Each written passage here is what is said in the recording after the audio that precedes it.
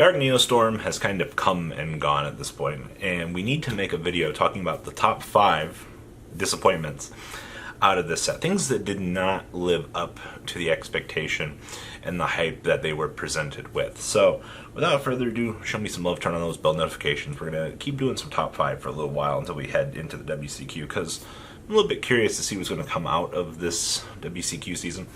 But I enjoy my top 5. So, top 5 biggest disappointments coming out of Dark Neostorm, shall we?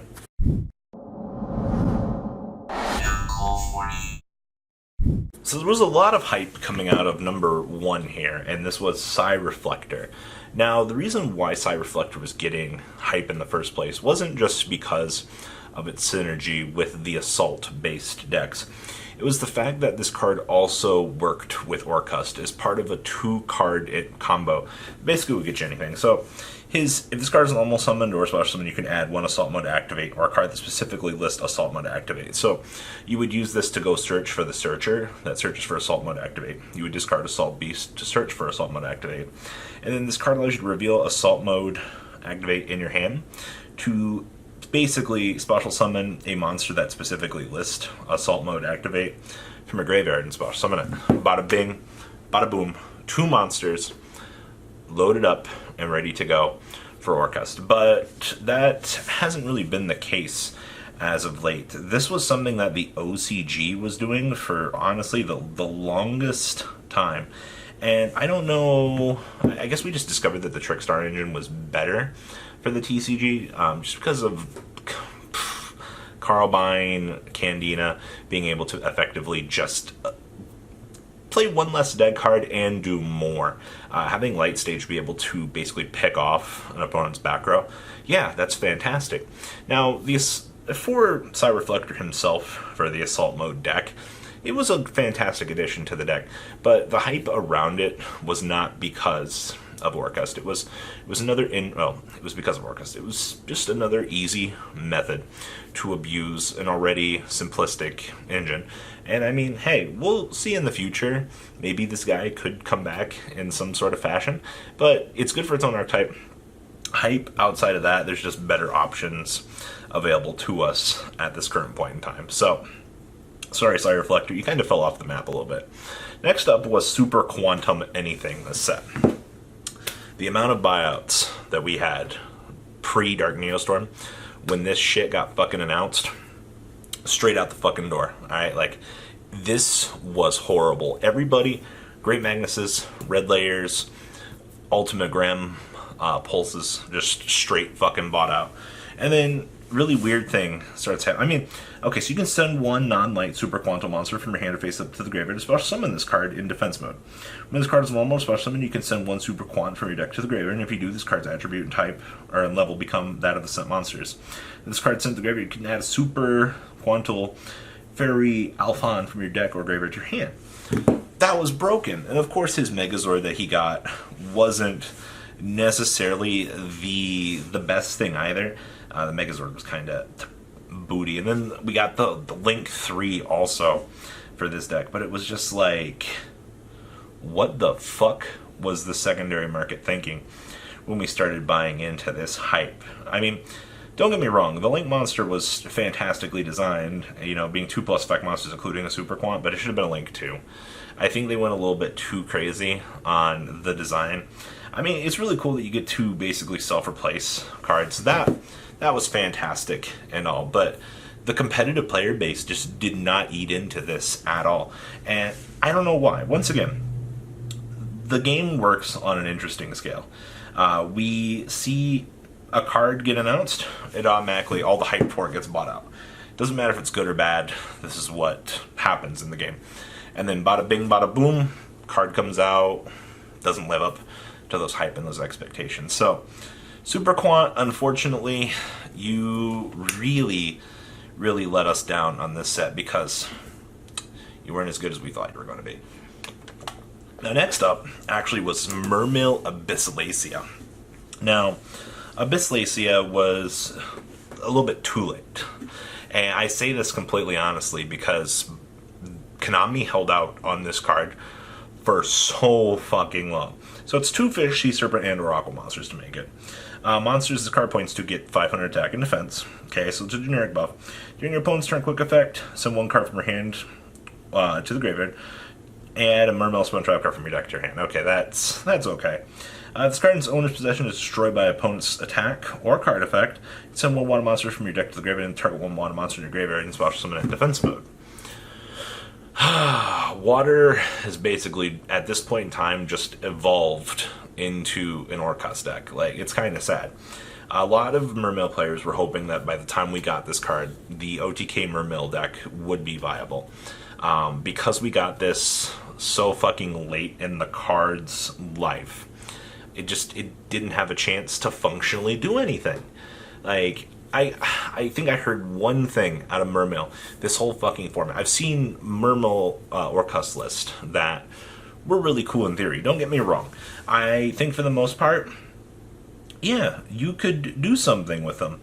But the format has evolved so far to this point that Abyssalacia, just, one, it was too late. Two, Water's already got 9,000 problems, and, being good ain't one of them. So that's kind of the point I am right now with this card. It's fantastic.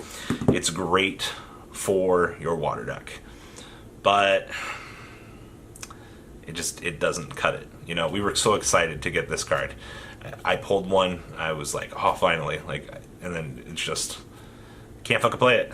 What do? So there's that. That was number 3. Number 4 on our list here is actually, fucking Cherubini. This card failed all of our expectations. The amount of fucking people in my comment section that said, Robbie, you're fucking stupid. Burning Abyss will be a tier 1 deck. And I said, no, it won't. And all the naysayers like, fat fucking piece of shit, you don't know what the fuck you're talking about. Robbie won. Audience, fucking zilch. You guys, nothing. Nothing at all. I don't understand, what even fucking was coming out of the player base with this. The deck is still restricted in the TCG. If the deck is at 150% power over in the OCG and it's not fucking doing anything when they're in the same fucking form, oh, but Max C exists. Oh, they'll never do. Eat my ass. Alright, here's the thing. Alright, we, as a whole, on this player base, knew that Cherubini was too fucking late. If it was last format, oh, absolutely. Cherubini would have been fantastic. I think a lot of players would have really gotten the chance to add it to their BA deck, and you could have played Hyrule Monster and just done something. Now the format has evolved into Orcust, Thunder Dragons, and it's fallen off at this point. There's nothing that you can fucking do about this. So for a card that was supposed to be the Lord and Savior of a deck, to see it fail so hard just proves that they still need more. Means that BA can only evolve at this point. Fantastic dumping power? Oh, absolutely. One of the best dump cards and degenerate cards that we'll ever see in the game, being generic for level 3s. Absolutely. But it failed to live up to the competitive player aspect that players were looking forward to be able to continue to play BA. And, it's a sad reality of the situation, but there's nothing we can do about it. And then the card that failed all of our expectations, Ghost Girl and Dead Dog. So, Ghost Sister and Spooky Dog would. Everybody, and I fucking mean literally everybody, except for maybe 20 people with a brain, including me, read this card and said, doesn't fucking matter how many life points you gain. You can gain 30,000 life points. Unless it's in time, it's not gonna fucking matter. Alright, case an example of this. My friend's playing Orcust against Danger Thunder. Gains 20,000 life points. Alright? Gets OTK'd over the next 2 turns. Alright? Can't break the Thunderboard. Doesn't fucking matter. Doesn't matter how many life points you have, unless you're going into time.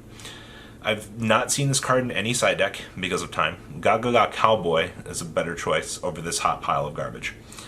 This card is only continuing to go down in price. This card fucking failed. It doesn't say draw cards. If it said draw a card for every 5,000 life points you gain, would have been good. Alright, this card is no replacement to Max C either. I think the player base shit their fucking pants when they read this card and lost their mind and said, oh my god, this is the next Max C, guys. Guys, you gotta pick these up. And then I don't see anybody saying to pick up this card now. Maybe when the card starts to hit $15, I might make a video and be like, all right, guys, we're at the point that these are pretty cheap. Maybe you should pick them up. But currently sitting at 20 some bucks, no thanks. I'm not about that life. But this card fucking failed. I think this card was the most hyped thing in this set. Like, Gnome material was under that, but Gnome lived up to what we expected out of Gnome. You know, as opposed to this hot pile of garbage. We're just like, oh my god, it's so good! Thanks for watching. This is my top 5 cards that disappointed me out of Dark Neostorm. What do you guys think? Please leave a comment down below. Tell me what you guys think. Deucerinos, my brothers and sisters, my duelist. The ride never, well, truly ends. Thank you, patrons. Without you guys, I don't know what I'd be wearing in these videos. I might be a truffle shuffle incident all over again. Guys, please also check out Vanquil40 for some awesome Vanguard content. Some other interesting stuff you might find up here on the left or in the description as well. Thanks for watching.